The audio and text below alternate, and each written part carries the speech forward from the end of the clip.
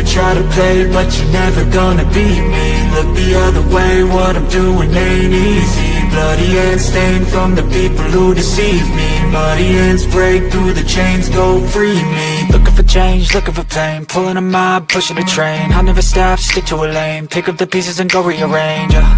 I'll be the best above all the rest, put me to the test and expect nothing less, your check is I'm chess, what's happening next, yeah. He got the venom, a tangible weapon, no coming in second. This life is a lesson, he got a new engine from pain that's a blessing. New focus, no guessing, just bold and obsession, all in his possession. You got their attention, I'll leave an impression and take your redemption. Just kill no discretion, your mind is a weapon. 11-11, it's time for progression, You could try to play, but you're never gonna beat me. Look the other way, what I'm doing ain't easy. Bloody hands stained from the people who deceive me. Muddy hands break through the chains, go free me. People like sheep move feet, hurt it easy. You don't wanna be fast asleep when they see me. Better stand tall, ready for a fight, believe me. When they try to change, you can say no, free me. So he's been looking for somebody who could save him, instead of searching inside for what they gave him. A strong will, strong mind causes mayhem. We could change the world, change times, rearrange them. Staying on pace, running the race. Life is a chase, I don't want a place, I wanna be first. Work till it hurts, dehydrated thirst till I'm in a hearse.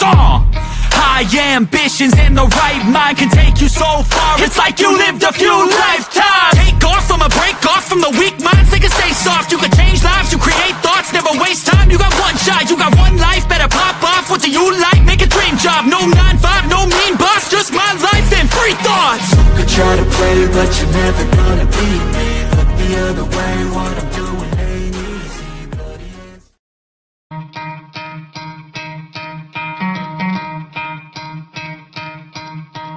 You could try to play, but you're never gonna beat me. Look the other way, what I'm doing ain't easy. Bloody hands stained from the people who deceive me. Muddy hands break through the chains, go free me. Looking for change, looking for pain, pulling a mob, pushing a train. I'll never stop, stick to a lane, pick up the pieces and go rearrange. I'll be the best above all the rest, put me to the test and expect nothing less, your check is I'm chess, what's happening next, yeah. He got the venom, a tangible weapon, no coming in second. This life is a lesson, he got a new engine from pain that's a blessing. New focus, no guessing, just bold and obsession, all in his possession. You got their attention, I'll leave an impression and take your redemption. Just kill no discretion, your mind is a weapon. 11-11, it's time for progression, You could try to play, but you're never gonna beat.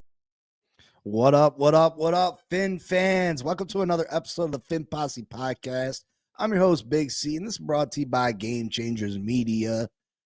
It's Monday morning. Good morning. How's everybody doing? Sorry, I'm running a little bit behind. Trying to mess with this new camera I got. I don't even know if it's any better, to be real. But I thought I'd give it a shot, and I was having a little technical difficulties with the camera this morning, so I do apologize for being a little late. I hope everybody had a great weekend. As for me, just dad life, husband life. My birthday is rapidly approaching, which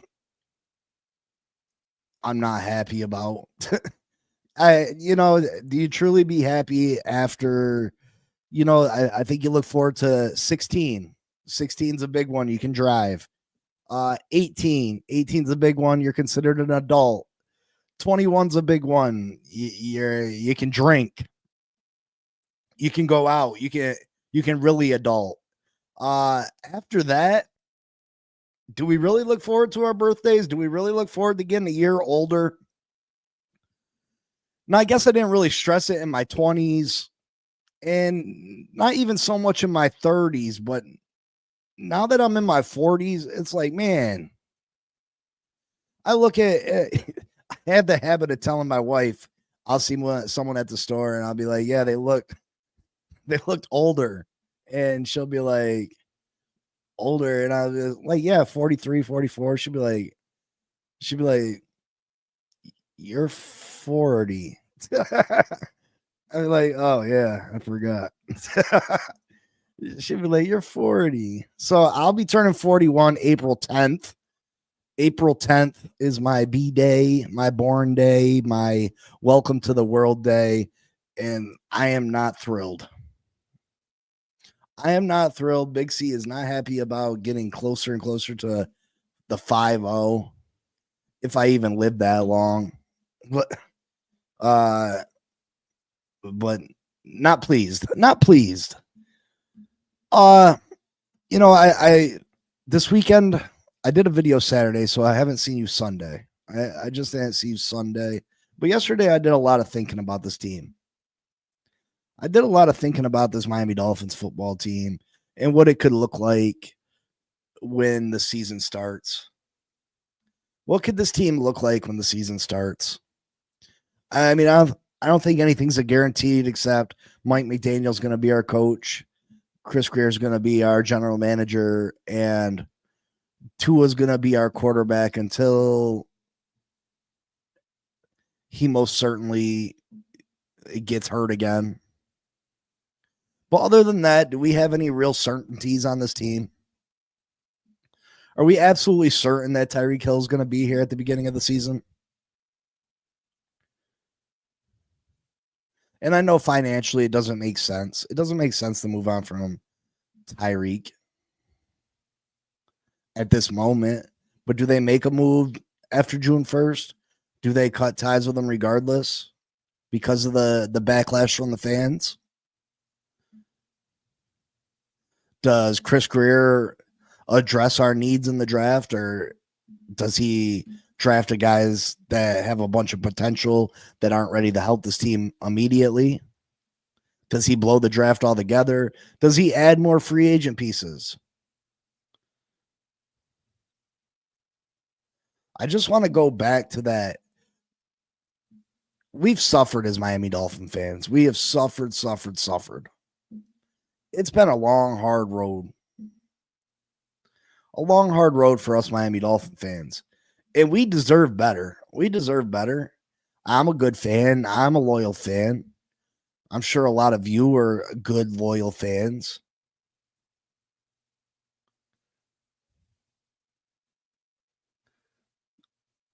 We deserve better. And I wish we could just go back to, I'll never forget when we traded for Tyreek. I was super excited. We had a new head coach that looked promising. We had drafted Jalen Waddle, and we trade for Tyreek Hill to play along Waddle. We had this super fast team. They were comparing us to the greatest show on turf, the Rams team.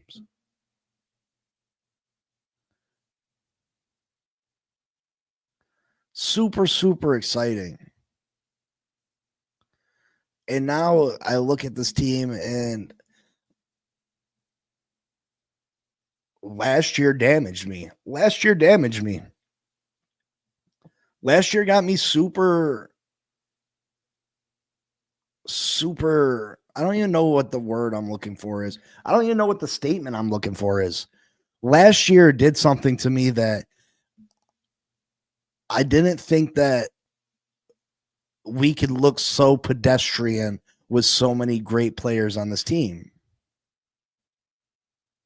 And that's why I harp on the trenches so much. I keep pressing upon the trench. No matter who falls to 13, I keep saying and I keep pressing upon the fact that I don't care guard. I don't care defensive tackle. I don't care who falls there or what prospect is the prospect of the hour, defensive tackle or offensive line. Because I seen what a bad offensive line does to this offense. And on the other side of the ball, we just don't have nobody to play right now.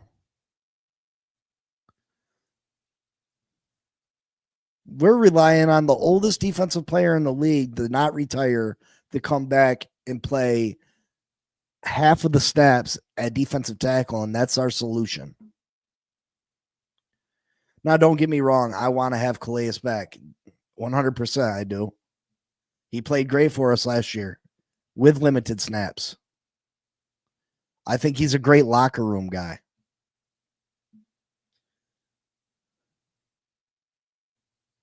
but I'm not ready to go back to being at the bottom of this division.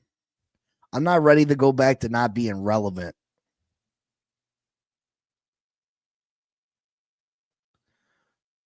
I'm not ready for it.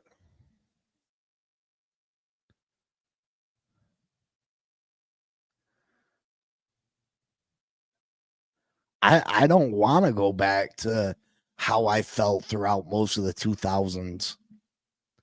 The last few years, I really felt like we could make a run. I really felt confident that we could win playoff games. There wasn't too many weeks in the season that we went into that I didn't feel like we had a legit shot to win as long as we played well. I didn't feel there was weeks that teams came in and I felt like they were more talented than us. And I just don't want to go back to that. I don't. And everybody can talk about, well, next year, we haven't signed any contracts that are going to cost us next year. We'll be able to have all this cap room next year. But you're also talking about moving on from Tyreek Hill. You're also talking about moving on from Jalen Ramsey. So if you got $100 million in cap space, just replacing Tyreek Hill and Jalen Ramsey, that's $50 to $65 million worth of the cap right there. So tell me how we're in a much different position than we are right now.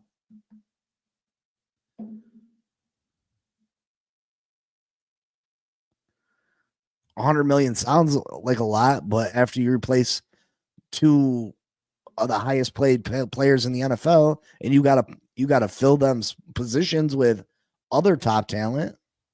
We don't have nobody in the shadows ready to take Tyreek's place. We don't have nobody to take Jalen Ramsey's place.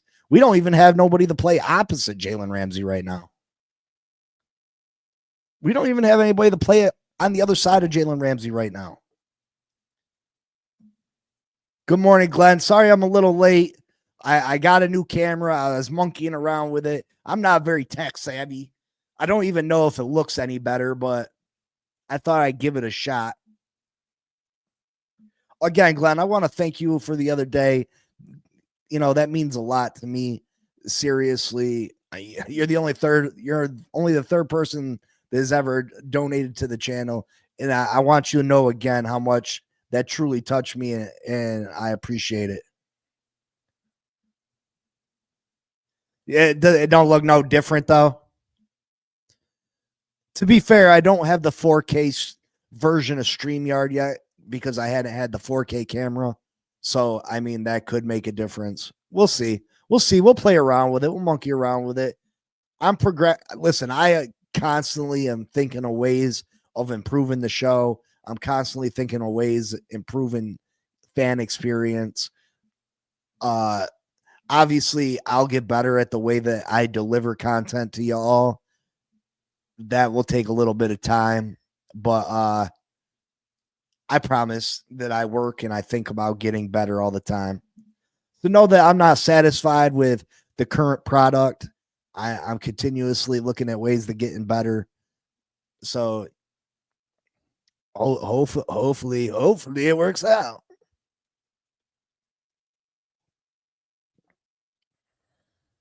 It does look better, brighter. Well, that's good.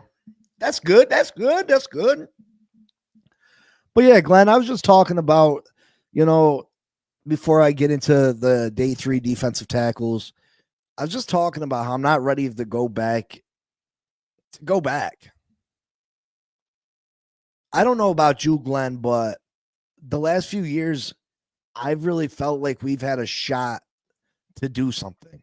And maybe I didn't feel like necessarily we had a great opportunity to win a Super Bowl, but I definitely thought that we were good enough to compete with the Bills for a division title. I definitely thought we could get to the playoffs and win a game or two.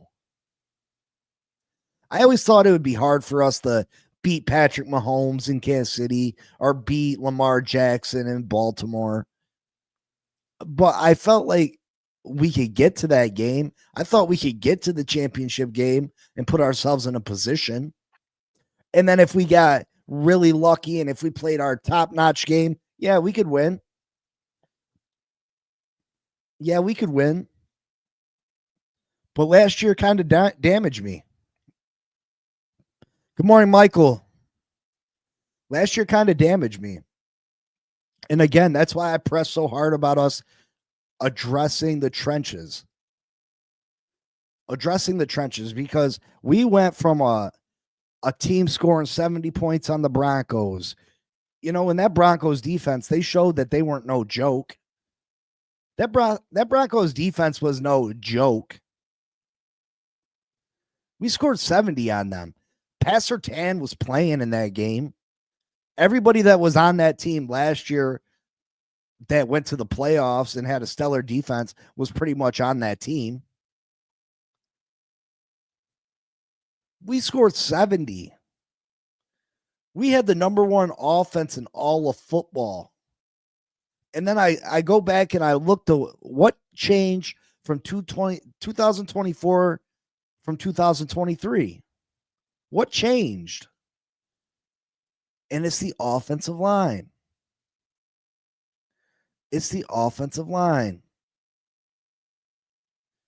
2023, Teron Armstead, left tackle. 2023, left guard, Isaiah Wynn. 2023 center, Connor Williams. 2023 right guard, Robert Hunt.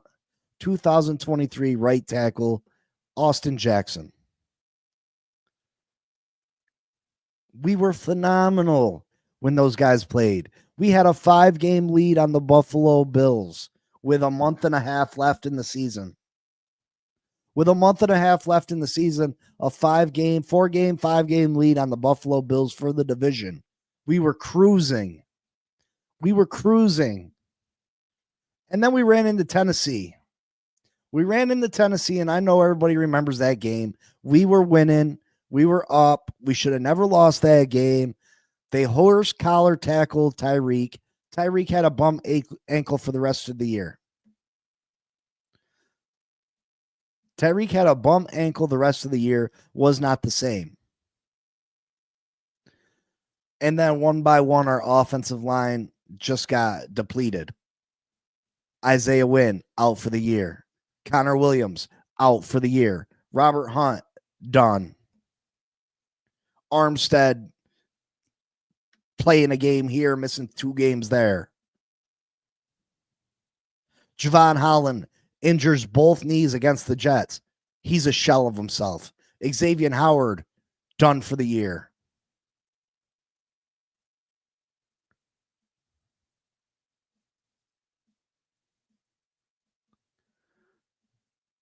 We just suffered so many injuries, and that offensive line, the offensive line. That's why I press so hard about the trenches.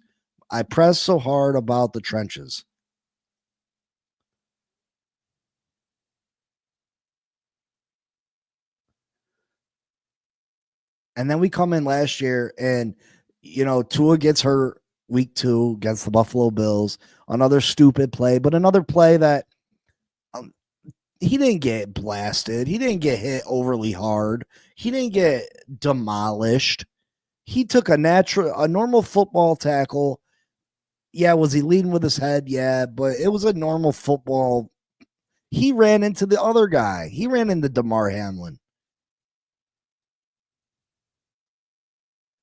Tua out 6 weeks, 5 weeks, whatever it was. And the only reason Tua was out that long is because Tua's the poster boy for concussions in the NFL. The Miami Dolphins, when Tua gets hurt, especially with a head injury, gotta play. They gotta play to the media.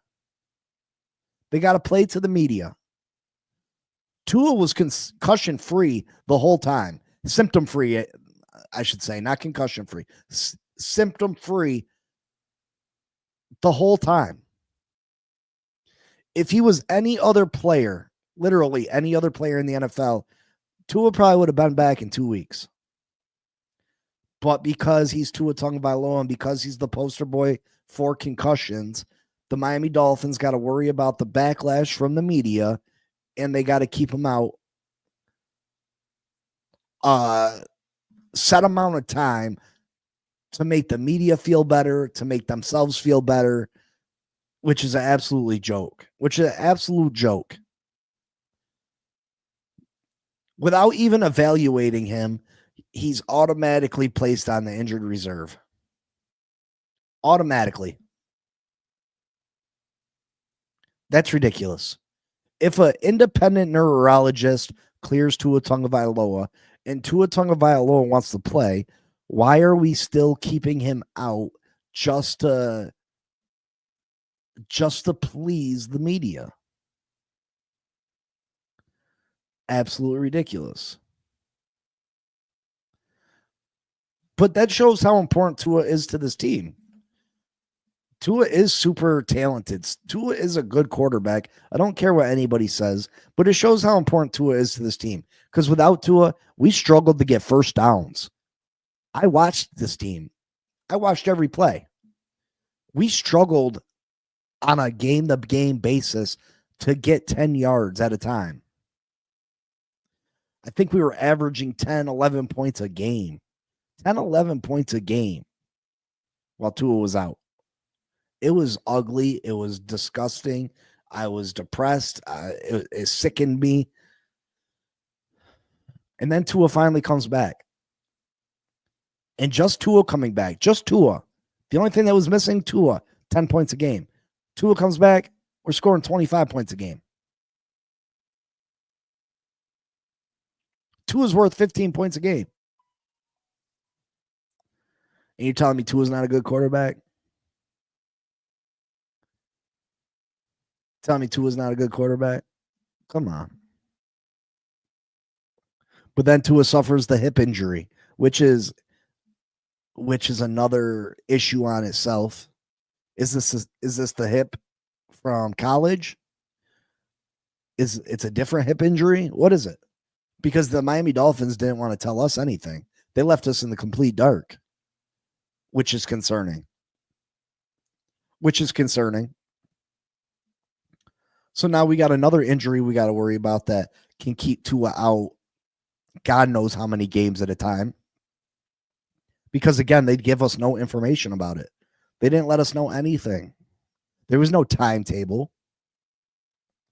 They didn't let us know what was wrong with the hip or why he was missing so much time. So now not only do we got to worry about head injuries, we got to worry about this hip that we thought that we could forget about for the most part. This devastating hip injury he suffered in college that almost made him undraftable. We thought that was put behind him, but obviously it's not. Without Tua, this team is bad. Tua is the MVP on this team. Glenn, I mean, the numbers prove it. The numbers show.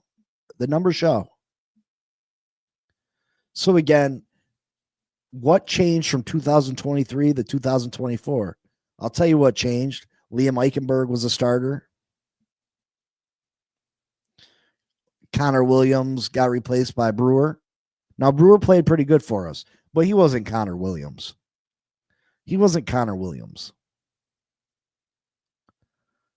And Robert Jones got put in for Isaiah Wynn. This offensive line took a huge major step back. We were unable to run the football. We went from having Moser, who ran for over 1,000 yards and 20 touchdowns, and Achane as a rookie who rushed for 800 and some yards and 8 or 9 touchdowns, to not be able to run the ball at all.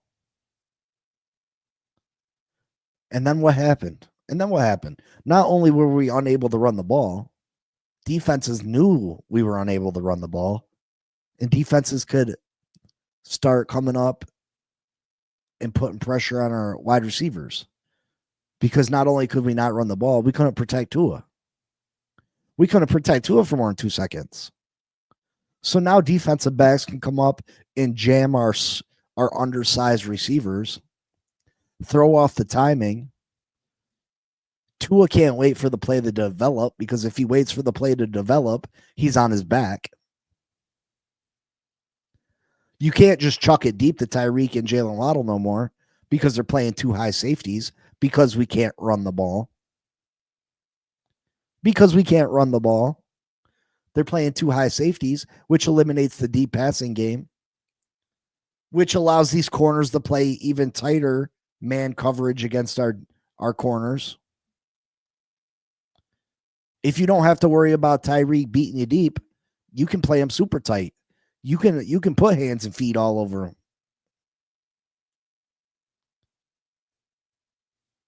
That's why this offensive line is the key. It's the key.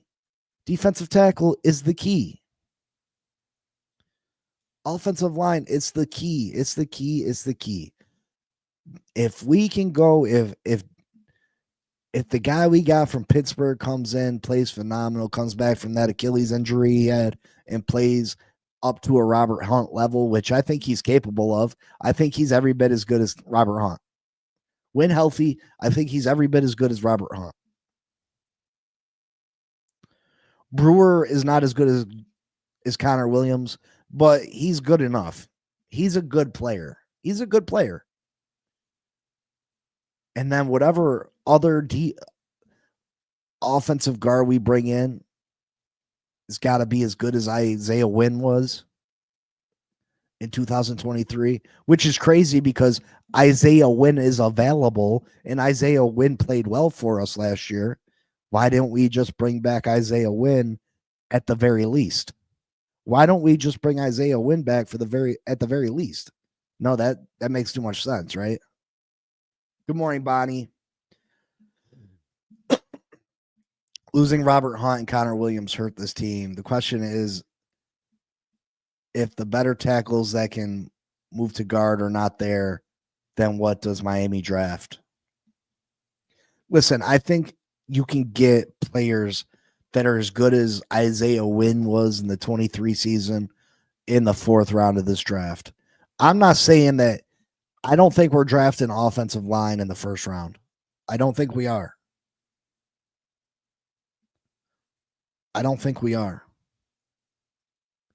But, the top guard is Booker. And someone put a message in one of my shorts that get generated from the videos, which I don't really like because they're real incomplete shorts and they don't give a lot of information.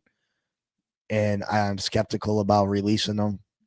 But they were like, why not get Booker? He's the best natural guard in the draft. And I was like, he's not a scheme fit. Tyler Booker's not a scheme fit. Tyler Booker's going to be available probably in the 2nd round. We could probably get Tyler Booker in the 2nd round, but he's not a scheme fit. I don't know how to say your name, brother. What's the end goal, though? When we did have Robert Hunt and Connor Williams, we still couldn't win a playoff game with Tua.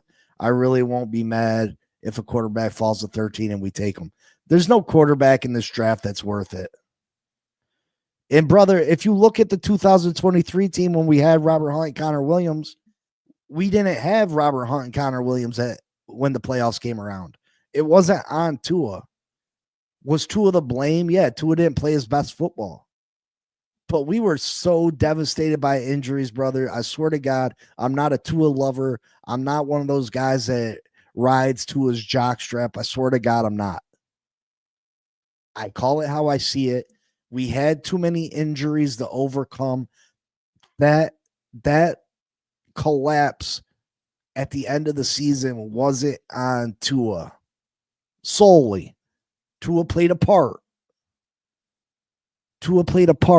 But you can't, people expect Tua to come out here and play Superman. They expect him to play and act like a Josh Allen or a Patrick Mahomes. And he's not that. We got to stop expecting that. He's not that. He can't do that. It's the whole team, though, man. It's the whole team that plays like that against playoff teams. But you know why, though? You know why they play like that is because playoff teams, good teams, are built through the trenches. And that's our weakest point. So they dominate us up front. And it makes our whole team look foolish.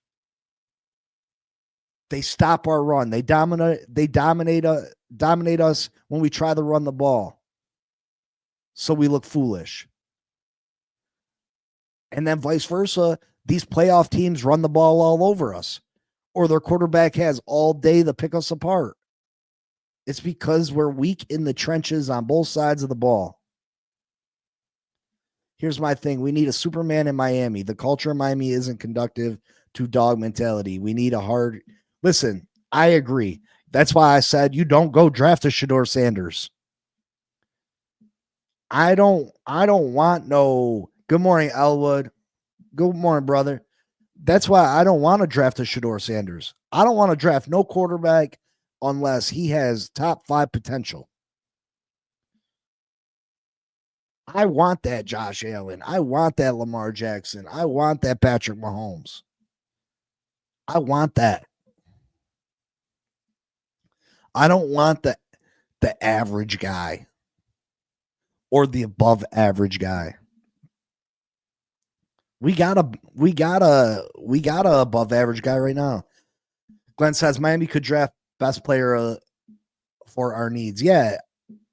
Trench though. Glenn Trench. I still think you take the best player available, either offensive or defensive line. I'm not taking a corner. I don't care who it is. And you can disagree with me, and I'm okay with that. And I understand that, and I respect it. Because you know what I mean? I just think that to be a good competitive team against these playoff teams, we need to win in the trenches. And we got to address the trenches. We got to stop neglecting them. Glenn, I wouldn't be surprised. Chris Greer loves his corners. I would not be surprised if we took a corner at 13. I just think it's a mistake. And yeah, this draft is deep in other positions. It is. So, I mean, if you take a corner in round 1, I guess I understand. But I just rather get it out the way, get one of the top talent players and move on from there. I have it in my head that our best bet is to trade down from 13. Unless Membu is there, who is one of the top offensive tackle, offensive guard prospects, probably the top one in the whole draft now. Unless he is there, I am moving back to 20, 21, 22, 23, trying to gain an extra second round pick and taking Kenneth Grant in the first round. And then with that extra second round I got, I'm trying to throw some ammunition with that second round pick, and I'm trying to move up and get a Malachi Starks or Nick Emawari. I'm trying to move up to get one of those. And then with my second round pick, I'm looking for either corner. I like Amos a lot from Ohio State. I like, you go offensive lineman there. This offensive line class is really deep too. There's a lot of players we could get. There's a lot of options, but I hope Chris Greer does the right thing. There's not a Superman in this draft. The closest thing to a Superman in this draft is Cam Ward, and I just don't see it. Miller says sign X. Ask if Aaron Donald wants us to unretire and draft Campbell. Listen, I'm with signing X. Bring him in. Check him out. Why not? X was, X had a bad 2020 a bad 2022.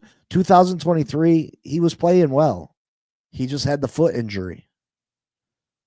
He's had a year of the rest. He said he's in shape. He said he's been working out. Bring him in. Give him a shot. Give him an opportunity.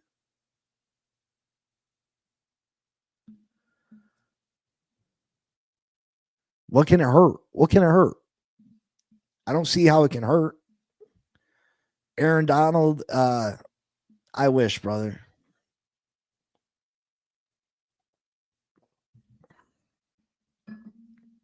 I wish. Aaron Donald would be super nice.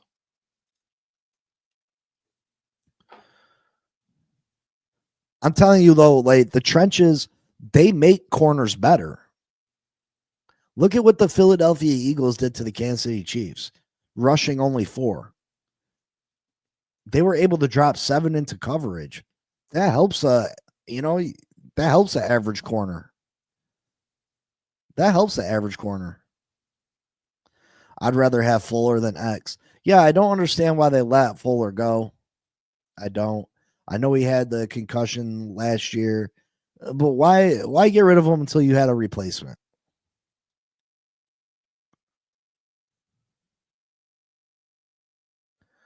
I'm not mad if we draft a late round quarterback. I'm not mad at that. I'm not mad at that at all. You shoot your shot. Maybe one day you land your Tom Brady. Maybe you land your Tom Brady someday. I'm not mad at that.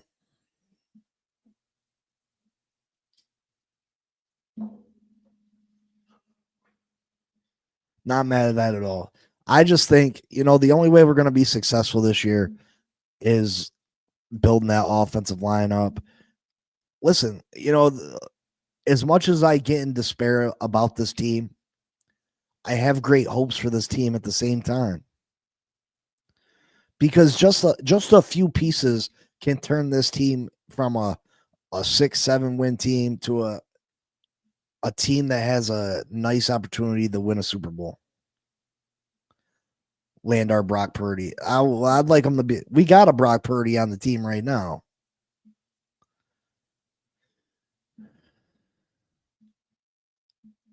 I don't know if there's any post June 1 cuts, Glenn. But I mean, again, they can make money by renegotiating some contracts, giving some contract extensions. So money's not really an issue, Glenn. I mean, you had the cut Tyreek after June 1st and save some money, but not nearly enough. The only one that was another real option for a June 1st cut was Bradley Chubb, and we redid his contract. But money's really not an issue right now. We can renegotiate, we can turn some salaries into signing bonuses.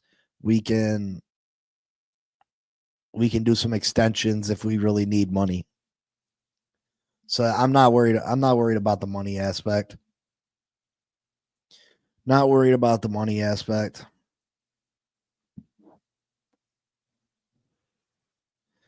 But yeah, if we really address this offensive line, I think we get back to being a top 5 offense again. Devon Achane is a super talented back. Our wide receivers are still very good. I think Tyreek's going to come out and prove a point this year. If Tua can stay healthy with the addition to Jonnu Smith, I think this offense can get back to being Jonnu could even have a bigger year, because if we can throw the ball deep, that's going to open up the middle of the field for Jonnu even more. Even more. If we can get them safeties to come up and help out, because Achane is ripping off run after run after run. Look, man, them safeties are going to have to pop up, and they're going to create the deep pass. They're going to open up the deep pass. And then them safeties will have to step back again, and that's going to open up that middle. And we'll be able to eat in the middle. So we can get back to being a top 5 offense if we get the right pieces on this offensive line. And Tua can stay healthy, which is a big if. And then defensively in a lot of categories, we were a top 10 defense. Now, we didn't get as many turnovers as I would like or as many sacks. Turnovers and sacks were the two areas, which are key areas on the defensive side of the ball that we weren't great in. But everything else, we were a top 10 defense. You added depth to the middle linebacker position, which I really like. The safeties were bad last year, so I'd like us to add a top safety in the draft, and I think we've upgraded safety to a point. If we add one in the draft, a top prospect. That's how bad they played last year. That's how bad Holland played last year. That's how bad Jordan Poyer played last year.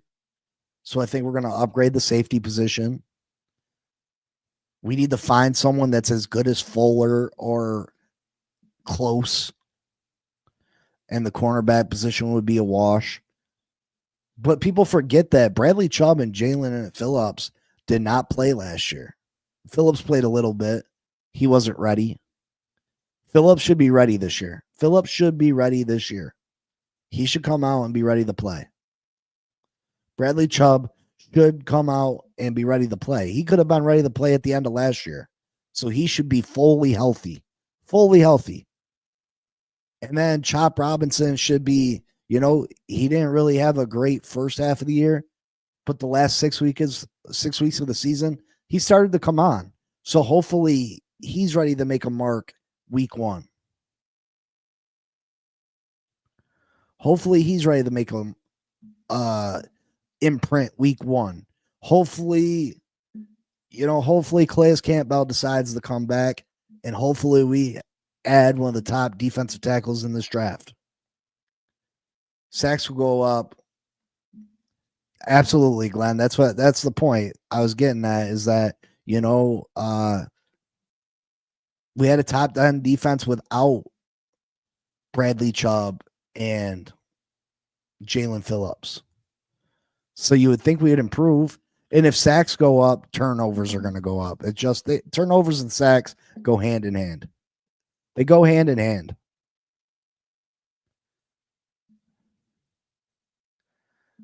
Yeah, I would hope, Glenn. I would hope if they take corner in the first, they take O-line and D-line in the second and third and fourth. I agree, Glenn. Chop's someone that wants to get better. He was constantly picking the brain of Teron Armstead after practice, trying to work new moves into his repertoire, trying to ask one of the best offensive tackles in all of football how to beat this blocking coverage. You know what I mean? He wants to get better. He wants to be great. And that's a key attribute to have. That's a key attribute to have. So the floor to ceiling for this team it varies. It's a wide range. This team could win 5 games.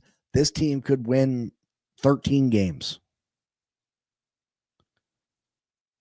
This team could be in the basement of the AFC East, or this team could be fighting for a first round bye for the playoffs.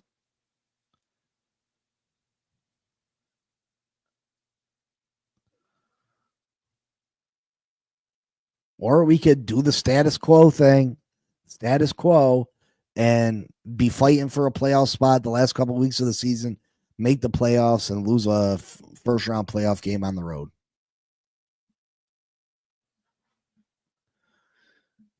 We shall see. We shall see.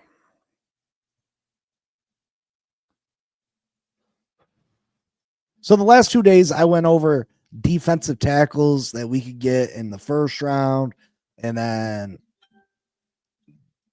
Saturday, I did players we could get in the the early second to the third, and now I want to go, third, fourth round, and now you got the players at the very tail end of the draft that I think you could bring in, and they could play situationally. Some of them are pass rushing defensive tackles, some of them are run stuffing defensive tackles. But they're guys with potential. They're guys that I think can eventually be really good starters. Some diamonds in the rough. Some guys that, plug and play. We paid Phillips 5th-year option. Does he get new contract next year?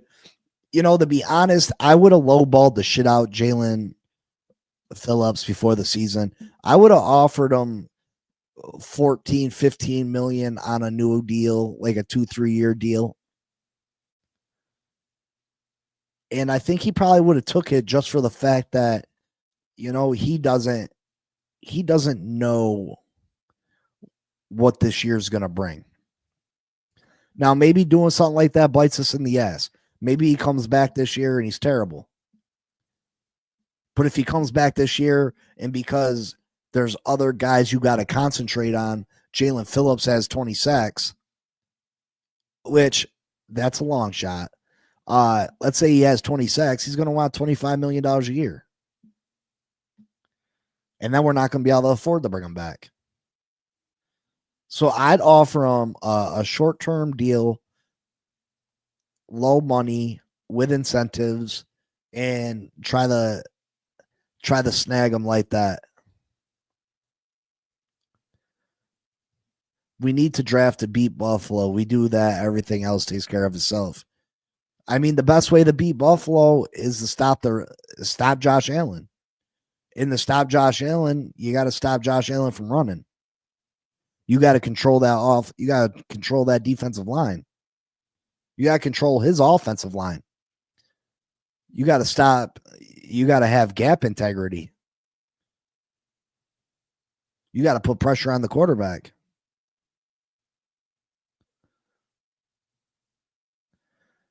I listen, Javon Holland took major step backs. Javon Holland took major step backs. If Jalen Phillips comes back healthy, I'd much rather have Jalen Phillips at this point than Javon Holland.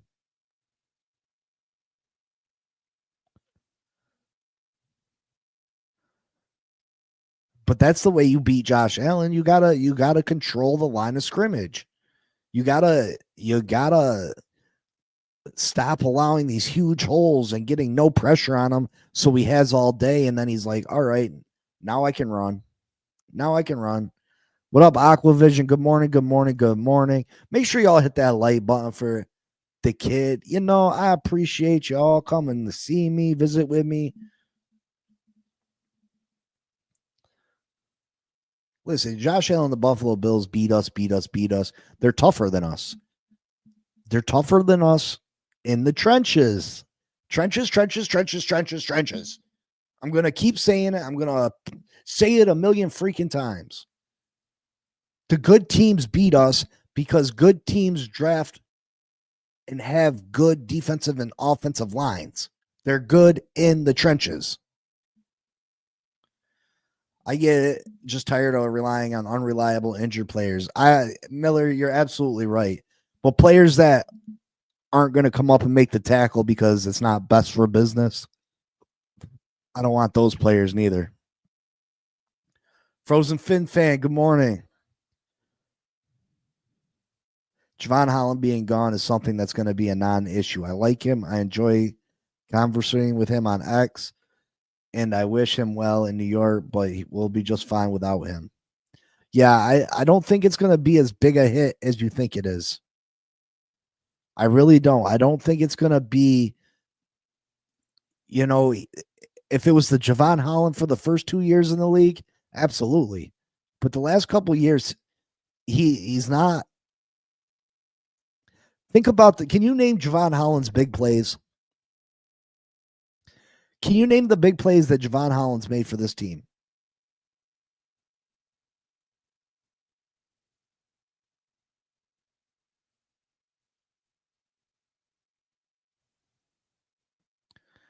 Can you name the plays that Javon Holland's made for this team?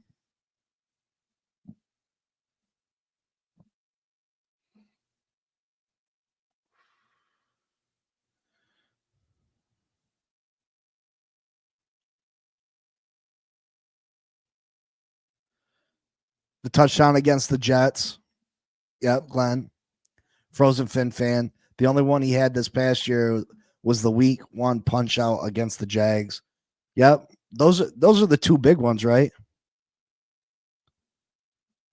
Miller, that happened that was a one-time thing that Holland locked up Lamar, and that was more so that we were playing the zero blitz Brian Flores. That was the Brian Flores defense that locked up Javon Holland. Or Lamar Jackson. That wasn't Javon Holland.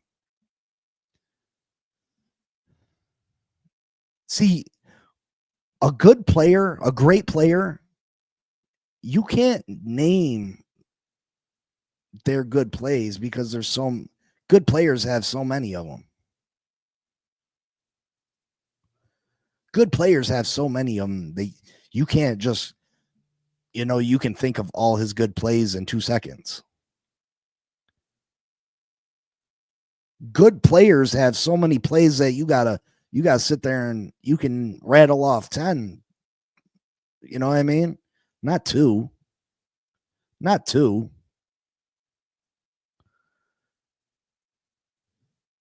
I dare someone to name another play besides the punch out in the interception that he made a game changing play for us.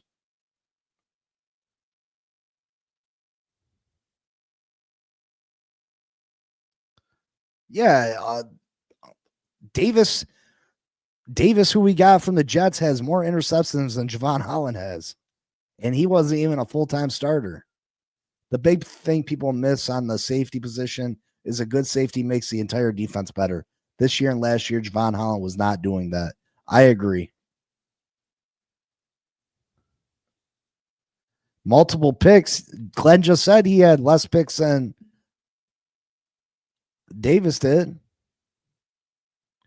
Yeah, Elwood, that was the interception against the Jets and then the punch out against the Jags. Those were his two big plays. And then you can name that you can say the game Miller's talking about, that either Sunday or Monday night game against the Baltimore Ravens where we did the zero blitz the whole game against Lamar Jackson with Brian Flores, and we dominated Lamar Jackson that game. Davis had more interceptions than Javon Holland, and he was a backup.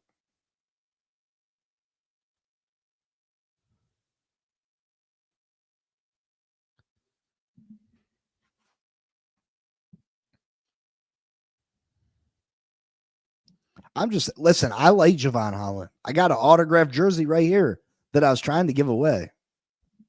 That I'm trying to give away to someone. Once we get to 700 subscribers, I'm giving it away. I like Javon Holland. I really did. I think that it wouldn't have been bad to necessarily bring him back for 12 million, 10 million a year. I wouldn't have went as high as 15. I like Javon Holland, but he's not as great as we'd like to think he is. Those first 2 years were huge. Those first 2 years, he looked like he was going to be one of the greats. But after that, he has fallen off, man. And that's just the facts of it. That's just the facts. You can't pay players big money to be average. And he was average at best. At best, he was average. He wasn't even making tackles last year, Aqua. Watch the game film. He wasn't doing his job.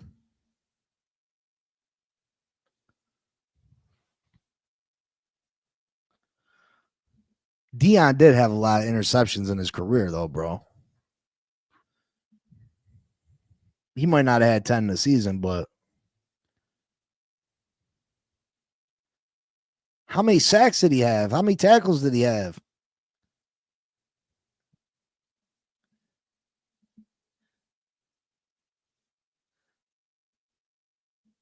Javon Holland stats 2024 season.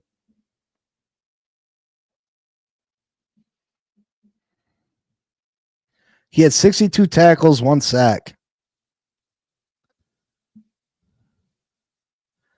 Listen, 2021, when he was a rookie, he had 69 tackles, 2.5 sacks, 2 interceptions. 2022, 95 tackles, a sack and a half, 2 interceptions. 2023, 74, no sacks, 1 interceptions. Then last year, 62 tackles, 1 sack, no interceptions. He got worse and worse. I don't remember when did he make Allen think twice about running?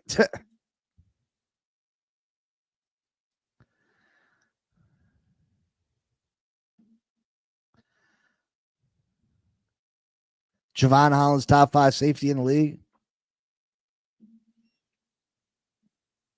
Hey, I'm not here to argue if that's how you feel, you know what I mean? I'm not mad at it. Ronnie Lott cut off a finger to play. You think Lott would play easy for a check? Hey, I'm not mad at him for wanting to get paid, you know what I mean? I'm not mad at him for wanting to get paid. I hope Javon Holland all the best. I wish we could have kept him. I wish that he could have stayed on the same trajectory. I wish he could have stayed on the path that he had initially started off on, but it just wasn't meant to be. You know what I mean?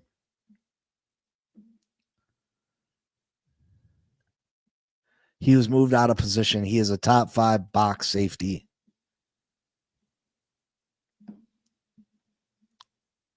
So box safety. What's a box safety?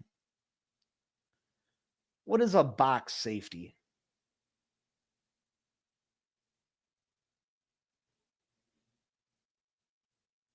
That like he's more of a linebacker type.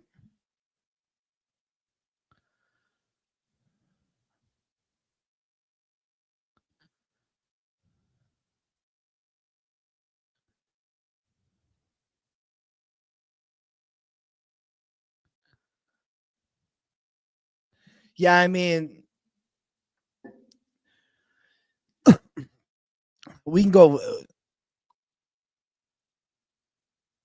I mean, we can go back and forth about things. Like I said, I like Javon Holland. You know, I think that Javon Holland is a talented player,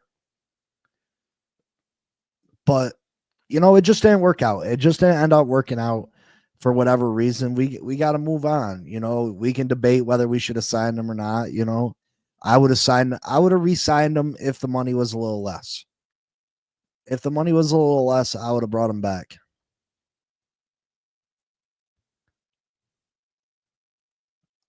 You know what I mean? I know that it leaves holes on this team, but I don't think we're gonna. You know, I don't think that we're gonna miss him as much as you think we're gonna. Yeah, I mean, Glenn's right. If you're getting worse every year and not better, you know, that's worrisome. You got to worry about that. I mean, if you're not a scheme fit, you're not a scheme fit regardless. So I mean, if we're not playing them in position, or you feel that we're not playing them the right way, then he's not a scheme fit, and we can't have him here anyway. 8 to 10 million, I'd have been down to keep him. I would, you know, even he got 15 from the Giants. I keep saying that, you know, New York, New Jersey's got some of the highest tax rates in the country. You know, I feel like 12 million would have been about equal. We went and signed 2 guys to fill in that. We needed 2 safeties. We got rid of Jordan Poyer too. We don't play with 1 safety. We got two safeties to play two different safety positions. We needed two starting safeties.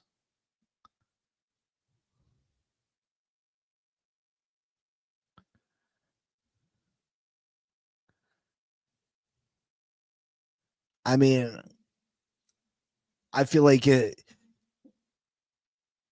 he's not the only safety that's ever had to change scheme. You know what I mean? Players change schemes all the time, and they adjust and they still play. You can't defend what he did last year. He wasn't sticking his nose in there to make tackles. He wasn't doing the things that he was supposed to do as a player. He's made very minimal plays that are game-changing plays for this team. In 4 years, you've made 3 plays in 4 years you've made 3 plays that are memorable. You know what I mean? He's not as good as you want to act like he is. Let's be real. You got 3 plays your whole career that are memorable. Not that great. So let's talk about some of these defensive tackles that could be available late day 2, early day 3. Let's talk about them. Talk about them. Talk about them. Talk about them. Talk about them. Boo boo doo doo doo doo doo. Hopefully, I think we take a defensive tackle fairly early. I'd like to take another one maybe a little bit earlier than day 3. But these are some guys that can be good situationally. Maybe you bring them in on running downs. Maybe you bring them in on third downs.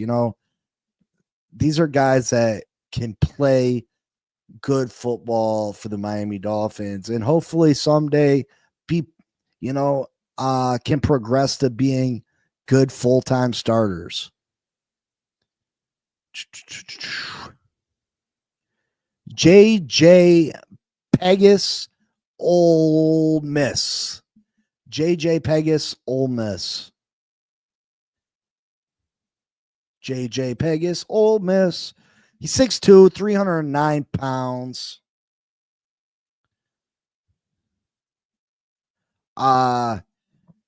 He ran the 40 in 5.15.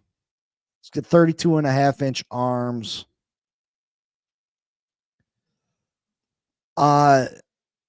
His tackle rating is 66, pass rush 65, run defense 80. So he's a nice run defender. So, playing first, second down. He's projected to go somewhere in the 6th round. I like this guy. He's got an explosive first step and great quickness off the snap.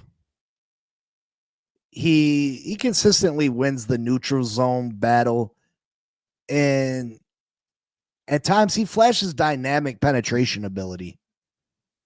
He flashes the ability to penetrate the pocket because his first step is so explosive. He's got great lateral quickness for his frame. He's got efficient footwork when working crossface and executing TE stunts efficiently.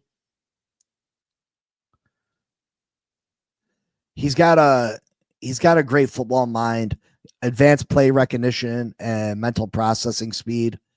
He quickly IDs trap blocks and combo schemes, and he maintains gap integrity very well. He's a legitimate. He's a rare two-way chess piece. Two-way chess piece. You can bring him in on that 4th and 1 3rd and 1, and the guy's good at getting the first down.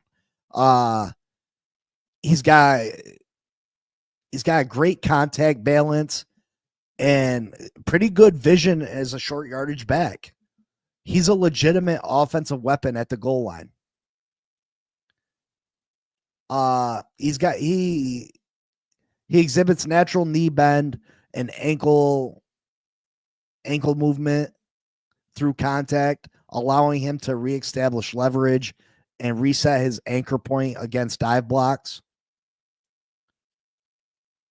He's got above average competitive toughness that shows up in pursuit, plays with a constant pad level and leverage through the whistle with plus backside effort. And he's got great body control and awareness in tight quarters. Consistently maintains balance through track while working down the line of scrimmage.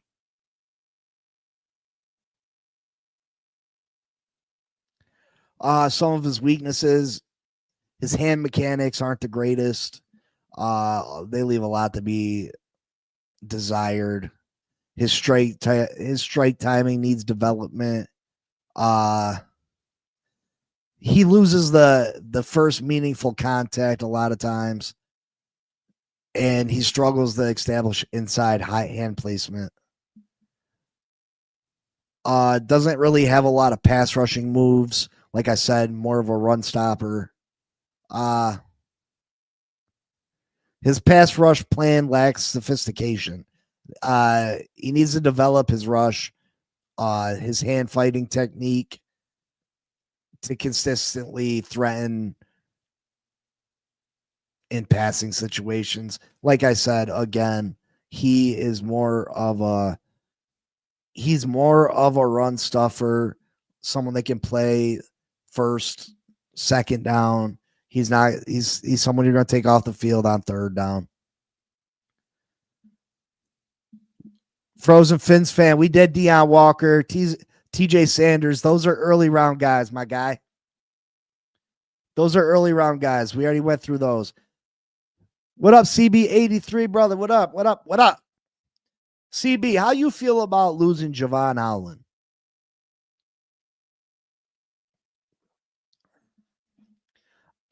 A lot of us feel like a lot of us feel like it won't be as noticeable as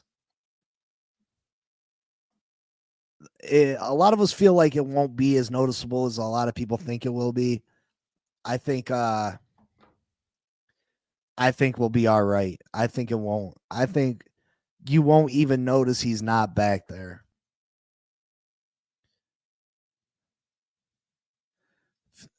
CBA3 says, find another one. Yeah, hit that like button for me. One time. One time. One time. We got to hit that like button. Hit that like button. CB, I stole something from you, brother. I hope you don't. I hope you ain't mad. I stole a little something from you.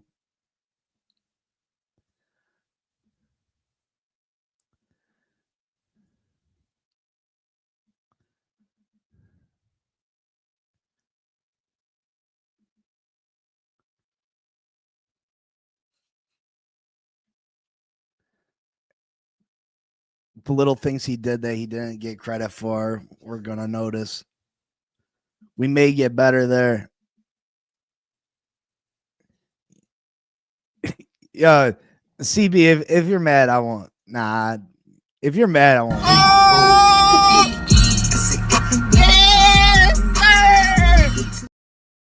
Nah, I ain't gonna use it like that. I just downloaded it because I thought it was funny that you had it. I'm not gonna use it.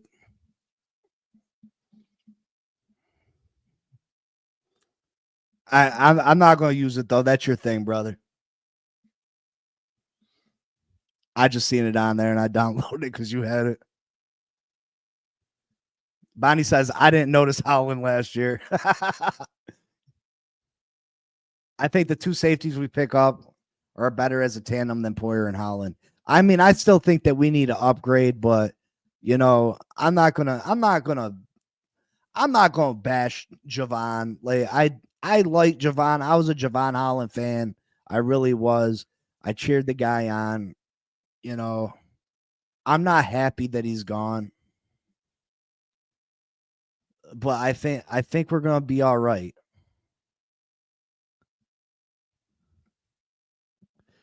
All right, let's go. Next on my list of defensive tackles that will be available probably day three.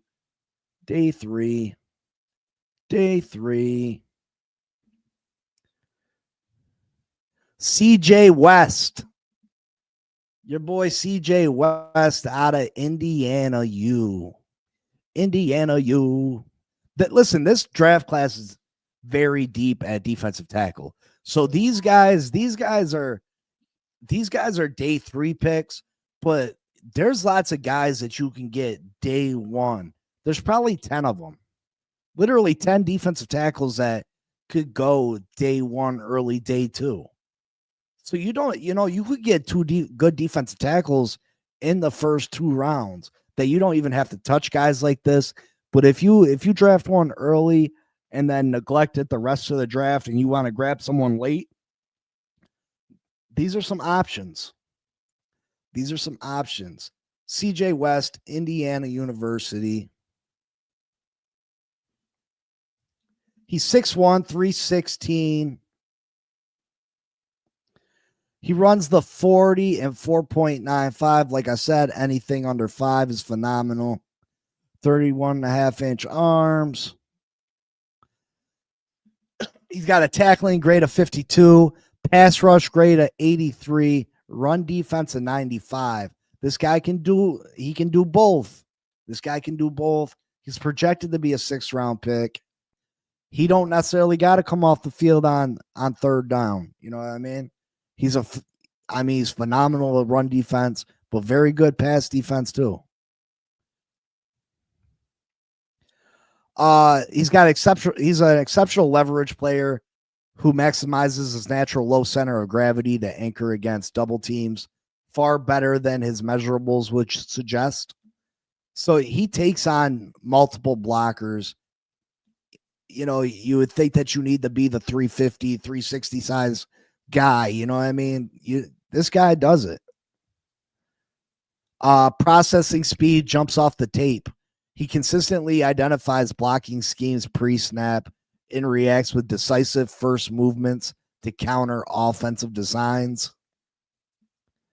He's got great hands, plays with violent hands that shock and separate blockers, showing surprising strength to knock back centers and guards with initial punch. Listen, if you're knocking back the guards of the center into the quarterback, that can have great effect on the offense, obviously. If you're pushing the center and guard back into the quarterback, that's going to mess everything up. He moves laterally with surprisingly quickness, proving nearly impossible to reach block when playing on the edge of centers and zone schemes. He's got gap slashing ability. He creates constant backfield penetration. He gets up in that backfield. What? He times his burst to slip through cracks and blocking assignments like water finding holes in concrete. Like water finding holes in concrete. Routinely splits double teams with textbook kickstand technique and low pad level, attacking half a man to negotiate 2-on-1 disadvantages. He's got a competitive toughness to him, and he shows enough quickness and changes the direction that make him more than a run stuffer, that make him valuable as a pass rusher. Some weaknesses, length deficiency. We talk a lot about people's arm length and how big of a deal it is. He's only got 31.5-inch arms. It shows up when attempting the control blockers at extension. His pass rush moves aren't what you'd like. Doesn't have a wide repertoire. He can occasionally lose discipline and freelance outside his gap, which that opens up holes for the running game. That opens up holes for the running game. So he's got to do a better job at that. He's got to be taught how to maintain his gap control. But yeah, CJ West, a late round draft pick that you can't go wrong with, in my opinion.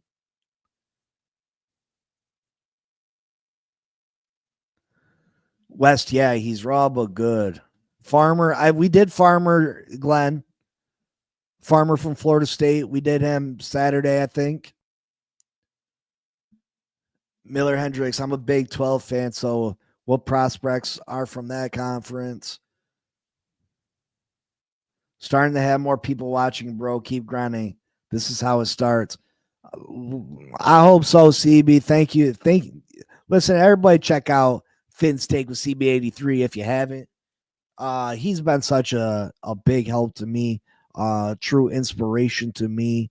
I consider him not only, like at first, he's a guy that I reached out to and he was more than nice to give me information and a guy that I occasionally talk to. But now I consider CB my friend and he has helped me tremendously.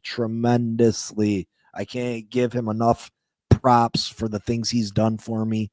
So thank you, CB83, and make sure you check out his content. I keep trying to get CB to do a weekly show with me because I think we could tear it up. You know what I mean? I think we could tear it up, but he'd be BSing. He'd be having a busy life. Mudbone, what up? Big thing about West is he's a sponge. He takes coaching extremely well. Yeah, and that's great. That's great. We can definitely it will definitely be awesome. Yeah, I mean, if we can get a guy like West in the late rounds, that's a win-win for us. That's a win-win this year for running backs. Michael, you're absolutely right. There's so many of them that teams aren't drafting them high. So these top running backs are falling a lot lower than what they should because the class is so deep that people aren't drafting running backs early. They're like, oh, we'll get one in the later rounds. So even the top guys are falling. So, Michael, you're absolutely right. I got a man crush on Rocket Sanders. I like him a lot. I think he is that short yardage back, that big. I don't know what it is about him, but I like him a lot. We know CB83 only streams a couple times a month, and he already got his quote. DJ Giddens, please, baby. We're gonna go over different. Listen, I was just trying to. We did offensive linemen. This is the last day of defensive tackles, and then we're gonna do probably corners or safeties. And we'll do corners, then we'll do safeties, or we'll do safeties, then we'll do corners, and then I'll hit this. Those are our 4 areas of need. And then I'm gonna tackle some running backs I like, some wide receivers I like. Raphael, good morning. Make sure you hit the like button. Make sure you subscribe if you're not subscribed. Monday through Friday, 10 a.m. Sometimes I'm running a little late. I got a new camera today, so I was running a little bit late. Yeah, I'm not sure how big Mike Sanders is, but they say he's dominant on short like 3rd and 1, 4th and 1. That he's a dominant running back. So next on the list I got One of them's gonna be my last one. I'm gonna say my last one is my favorite on this list. Right here, any of you Dolphin fans that are Florida Gator fans, too bad Shake Money wasn't in here. He'd probably be able to tell you a little something. I'm pretty sure he's a big Florida Gator fan. Cam Jackson. Cam Jackson, defensive tackle, Florida. Cam Jackson, Florida.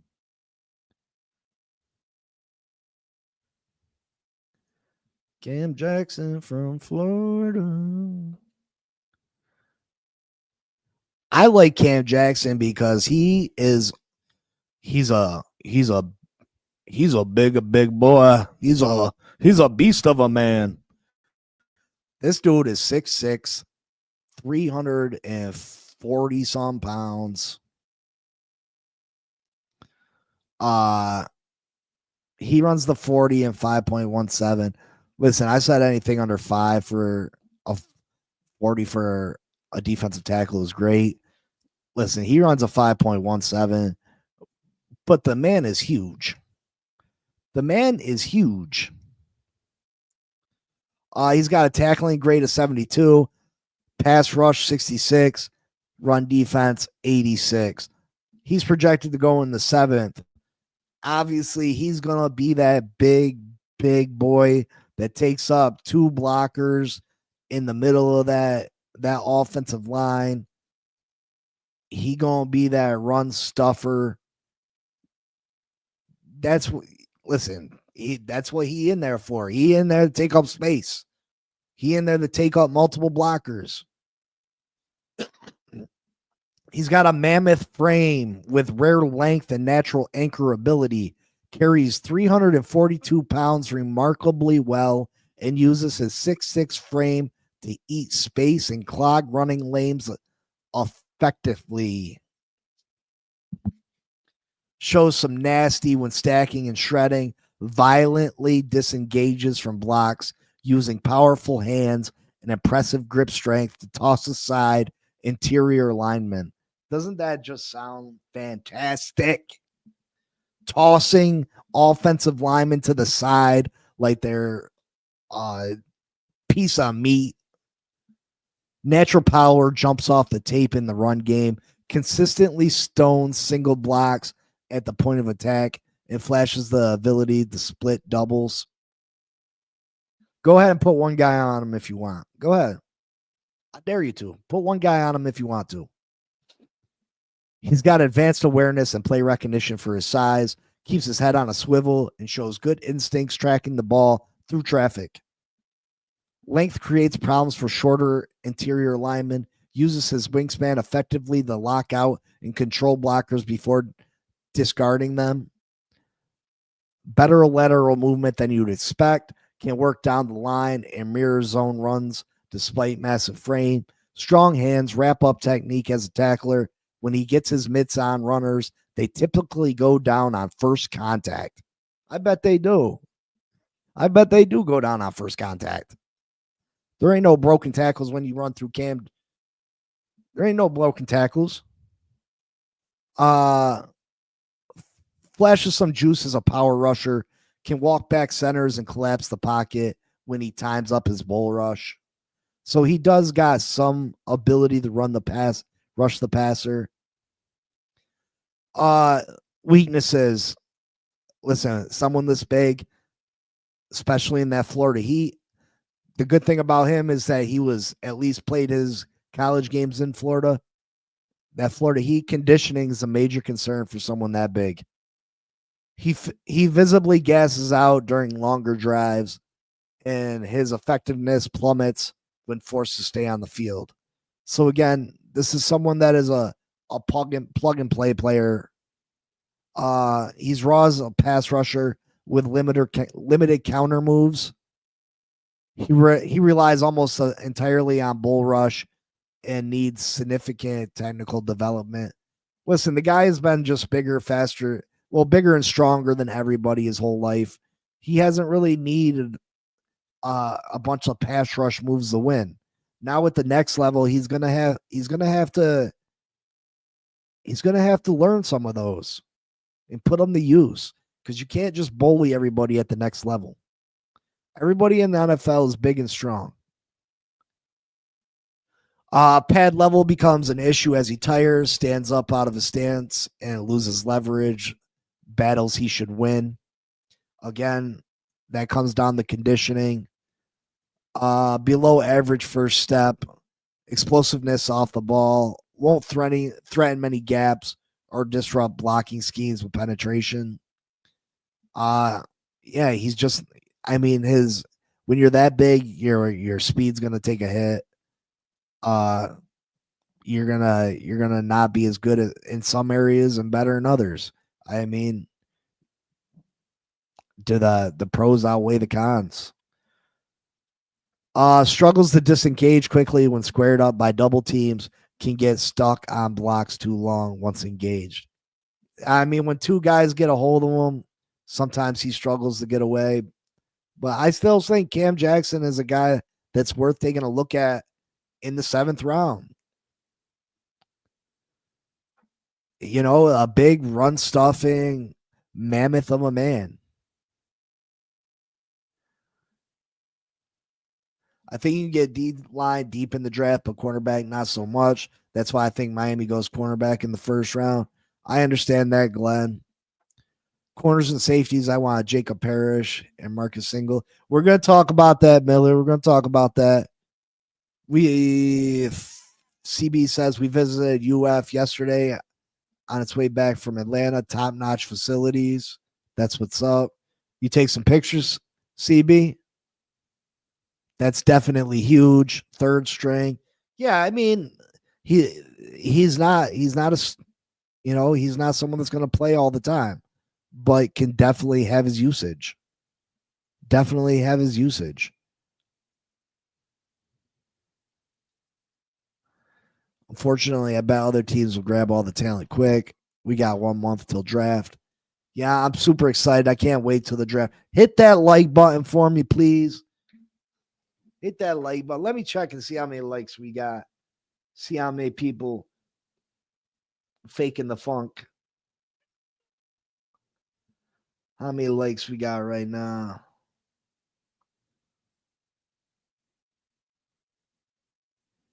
$16 likes. Come on, let's get to 20 likes. Is everybody subscribed up in here? Can I get one new subscription today? Can I get one? We have 640. Can I get one? That's not a lot to ask for. When I get to 7, I got the Orange Crush.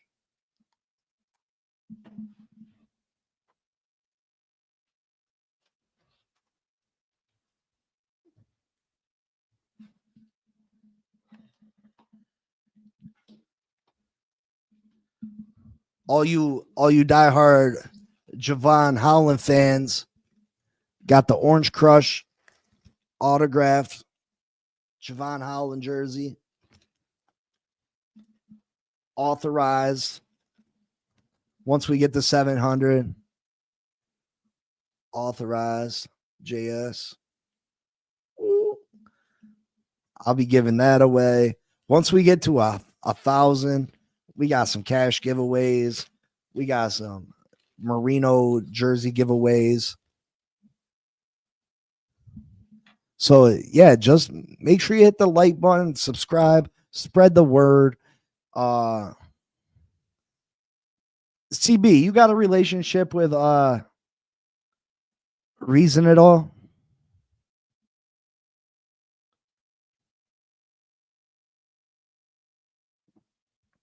I've been in contact with the guys from the dive bar. A couple of them are going to come join the show and do a show with an episode of the Finn Posse with me.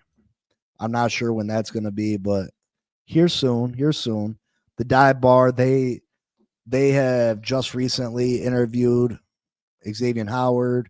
They interviewed Teron Armstead, so they're doing big things over there. They're mentioned in Sports Illustrated, so I got a couple of them guys stopping through, and that should be a great time. And trust me, listen, I'm reaching out to people. I'm trying to establish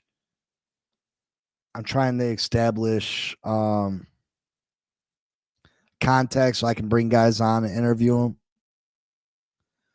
I only have 230-ish subs, but I'll definitely plug you tonight when I get on my channel, bro. I appreciate that. Yeah, check out Frozen Fin Fans channel. Check it out. I'll have to check it out too. My bad for not doing it yet. I guess I didn't realize. Okay, CB. And last on my list of defensive tackles, I see that we could. Yeah, I'm just trying to get a hold of them because I'd like to do something. Last on my list, last but not least, I love the name. I love the guy. I think he's super talented. I'd love for us to grab him in the 6th, 7th round. Thor Griffith.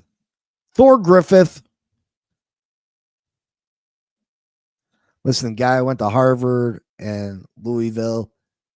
Thor Griffith. I love the guy. I love him. I can't remember who put me onto him in the chat. I apologize. I want to say it was either Cosa Nostra or Raphael who put me onto him. I think it was one of those guys that told me about Thor. I apologize.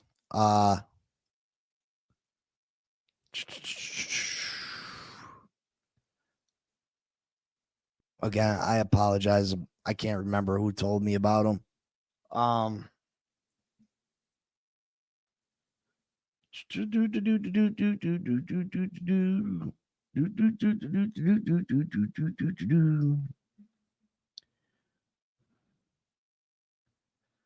He's 6'2", 320. Runs the 40 and 4.95. So like I said, anything under 5, that's superb. Must have been Cosa Nostra then.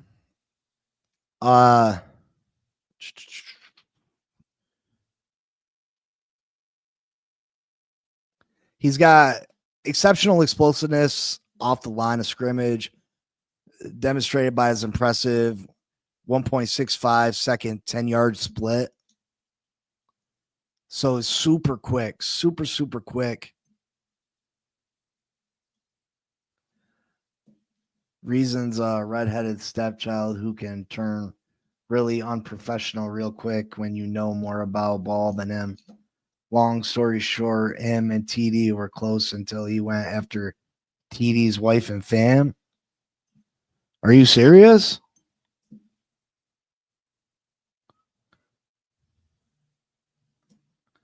Wow.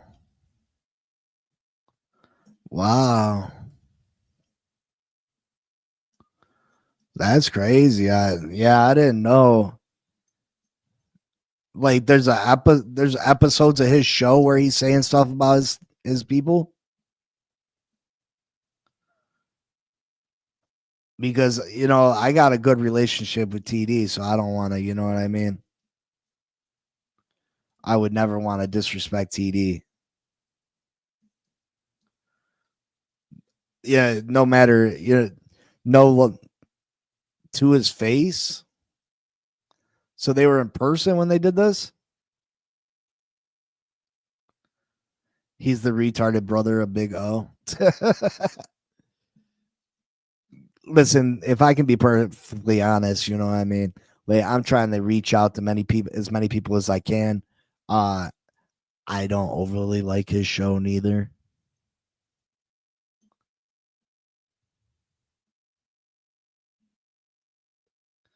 Wow, that's crazy, Miller. Thanks for pointing that out.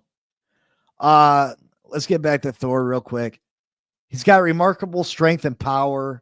Has benched 225 45 times. Now, if you can bench something 45 times, not only is that power, but that's great endurance. Yeah, Glenn, if he's done something like that, I don't want no part of somebody like that, to be honest. You know what I mean? No amount of subscribers is worth it.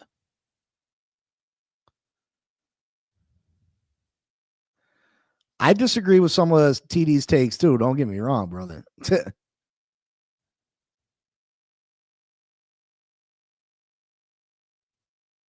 Yeah, he's definitely animated.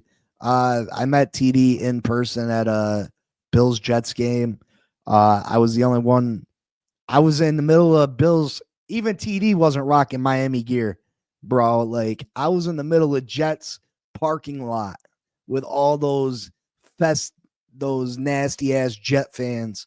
Let me tell you, I was in the middle of Jets and Bills fans, just Jets and Bills fans, not a Dolphin fan in sight. Every one of them looked at me like I was crazy, like they wanted to jump on me. Like I walked through MetLife's whole parking lot to get where the round table crew were set up. I walked through the whole parking lot, through everybody's tailgates, and people looked like they wanted to kill me. And then I got over the Round Table Sports, and TD had his Round Table gear on, no Dolphin gear, Round Table gear on. And he looked over, he seen me, and I had this hat on. I had it on backwards, and he seen the color, and like I seen his eyes, and like he looked at me, and he did a double take when he seen the colors, and he was like, and I flipped the hat around. I was like, yeah, and he ran over to me. We started talking. We had a great conversation. I told him I was brand new with this, starting out, which I was. I asked if there's any way that we could talk more and possibly work together. He said, yeah. I said, how can I contact you? I said, through email. I thought he was kind of going to blow me off. You know what I mean? He's like, nah. He's like, what's your phone? Here, call my phone. So when he gave me his phone number, I was blown away. I was like, oh, like maybe he's not bullshit. You know what I mean? He's giving me his phone number. So I called his phone, and he's been absolutely phenomenal to me. So shout out to TD Fins Talk. Yeah, but Thor Griffith, remarkable strength and power, has benched 225 45 times. Great power, great stamina. He's a versatile defender capable of playing multiple techniques along the defensive line, including 4, 3, and 2. Has a high football IQ, quickly processes plays, and reacts to blocking schemes. Raphael, you better stop. Violent at the point of attack and solid use of hands, allowing him to dominate offensive linemen. When they use words like that to describe you, it gives me this warm, fuzzy feeling. He's got impressive short area quickness for his size. 4.57 shuttle time. Strong run defender, strong against the run. And he was described by Ivy League coaches as unblockable. And yeah, the Ivy League is a step down, in my opinion. But listen, to be unblockable, if you're going to play against lesser competition, you need to dominate. You need to dominate that lesser competition.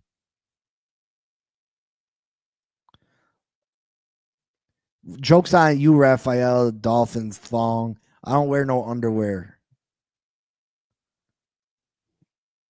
Joke's on you, Raphael.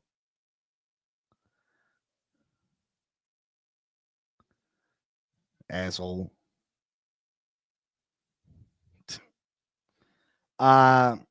Weaknesses. He's slightly undersized for an NFL defensive tackle at only 6'2".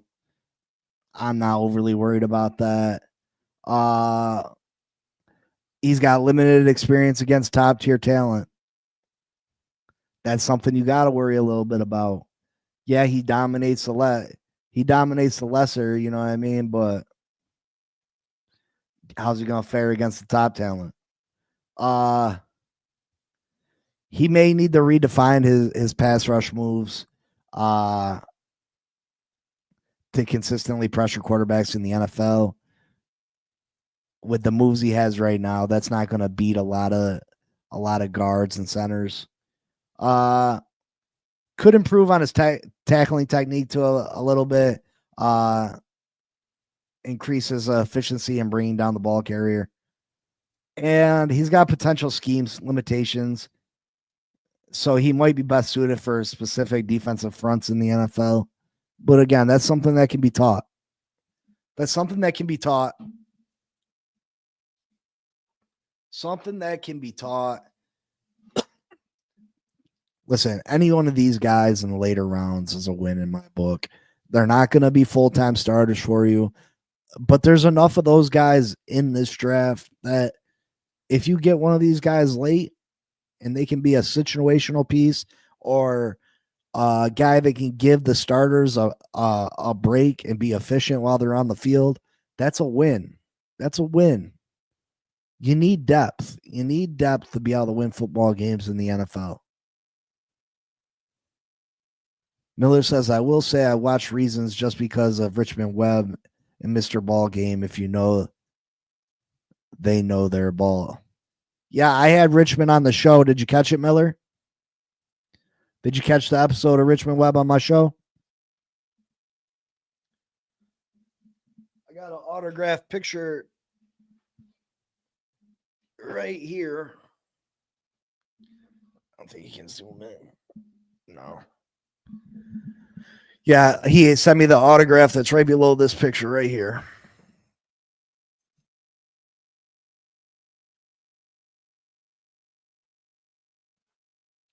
I just hope you don't build the Dolphins channel to turn into a political show.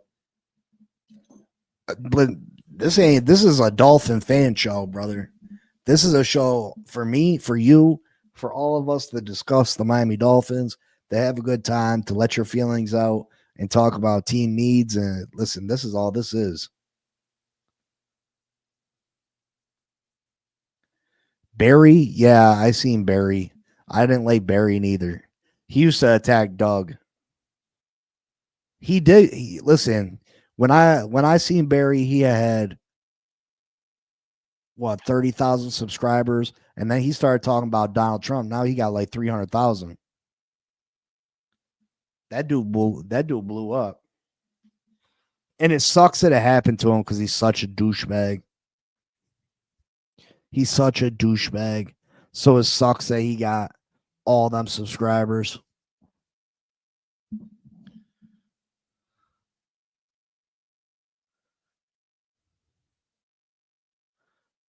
Fucking douchebag. Sorry about the language. Yeah, I don't like that Barry guy. It sucks. It sucks he got all those subscribers.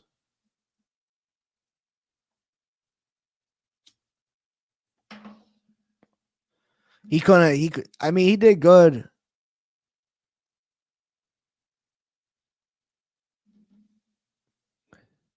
See, Kyle Krabs, listen, I'm not saying his information's bad. Some people's voices I can't mess with. You know what I mean? And Kyle Krabs is kind of that.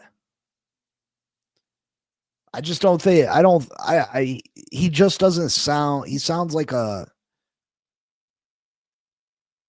recording with no emotion, kind of.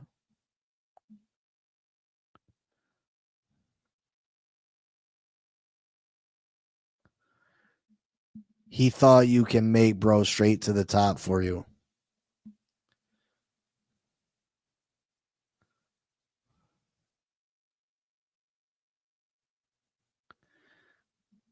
Yeah, I mean, I feel like you got to have a little bit more of a personality type. You know what I mean? I constantly watch my shows back and I'm critical of myself.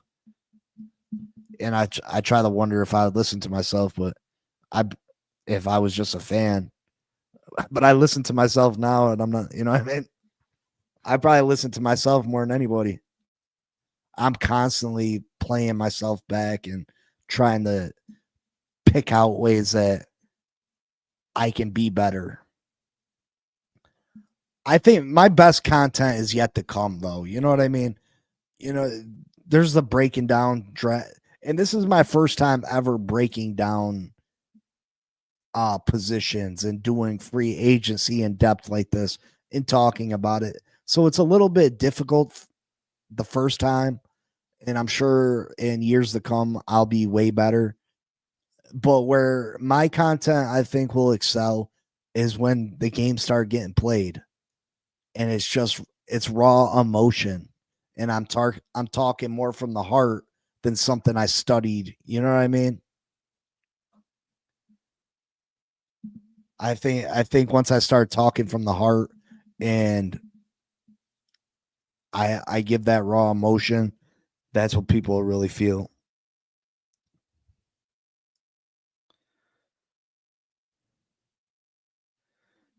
Oh, Glenn, there ain't listen, I try to be as real as possible. Matter of fact, I be too real sometimes. I be too real sometimes. I be joking around too much sometimes. Bitch, you know I'm sexy. Don't call, just text me. Like the midgets, right?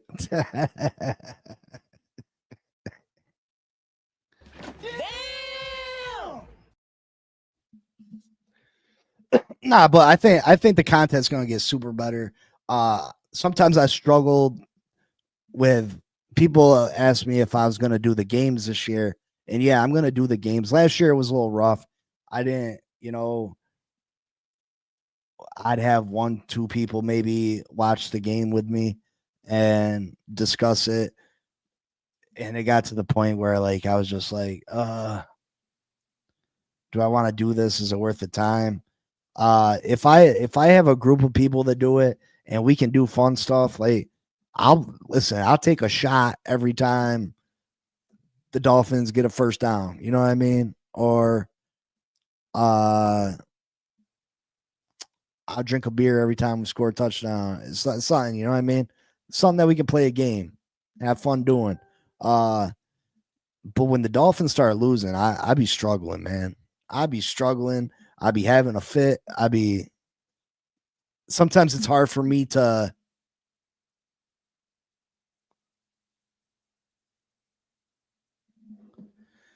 need to work on your intro, 2 minute countdown, and then long intro, laugh out loud.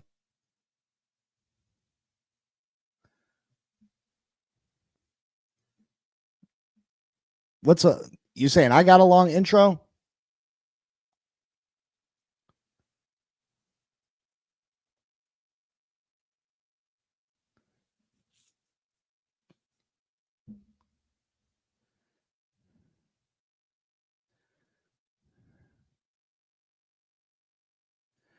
Yeah, remove the number countdown. All right.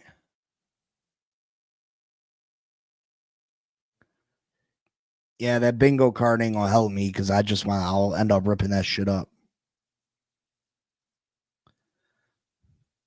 All right, so I'll eliminate the 30-second countdown.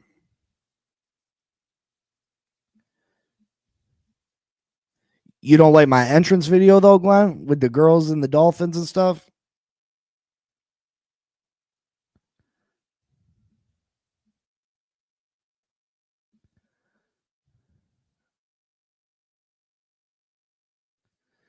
Yeah, man, it gives me time to get seated and stuff, bro.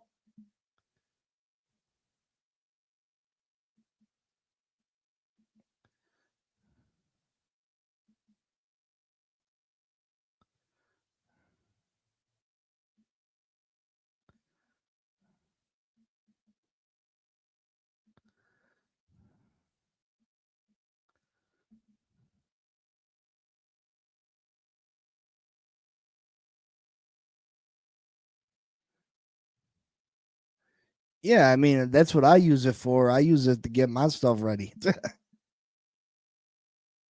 I be trying to hurry up. Okay, Miller. That's what's up. Delivery drivers be making bank.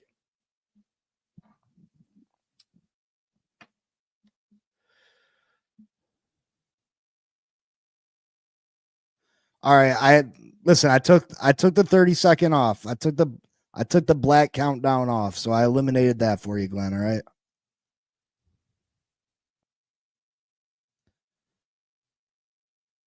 See, I used to run a Domino's, and my wife still runs a Domino's. Yeah, but it's not just my show, brother. It's this show is for everyone. You know what I mean? Again, I don't make money off this show. I'm not making money off this show. So, and even when I am able to make money off this show, I never started the show to make money. So I'm going to constantly do giveaways and stuff to give back to the fans. You know what I mean? I used to run a Domino's, Miller, and my drivers would make hella money. First off, they made the $15 an hour, and then they get 50 cents a mile for every mile they drove, and then tips from delivery for their deliveries. Yeah, but Miller, I never started to make money, so money I make, it'll go towards the channel. It'll go towards going to games to hopefully meet up with you guys. It'll be giving away tickets to fans, merchandise to fans, cash giveaways.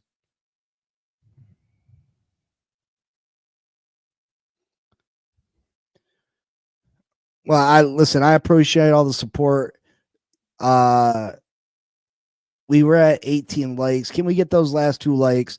I gotta get out the door though. It's 12:10. My wife's gotta leave for work soon. I gotta go and see her. But I appreciate you all. We'll be here tomorrow, breaking down the top safeties in this draft. We'll go safeties first. Breaking down the first round safeties in this year's NFL draft. But until then, you know what it is. I appreciate and love every single one of y'all.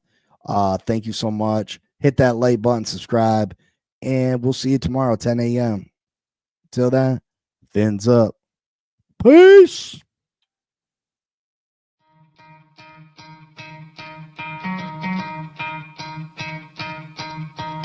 You could try to play it, but you're never gonna beat me. Look the other way, what I'm doing ain't easy. Bloody hands stained from the people who deceive me. Muddy hands break through the chains, go free me. Looking for change, looking for pain, pulling a mob, pushing a train. I'll never stop, stick to a lane, pick up the pieces and go rearrange. I'll be the best above all the rest, put me to the test and expect nothing less. You check as I'm chess, what's happening next? Yeah. He got the venom, a tangible weapon, no coming in second. This life is a lesson. He got a new engine from pain, that's a blessing. New focus, no guessing, just bold and obsession. All in his possession, you got their attention. I leave an impression and take your redemption. Just kill no discretion. Your mind is a weapon. 11-11, it's time for progression. You could try to play it, but you're never gonna beat me. Look the other way, what I'm doing ain't easy. Bloody hands stained from the people who deceive me. Muddy hands break through the chains, go free me. People like sheep move feet, hurt it easy.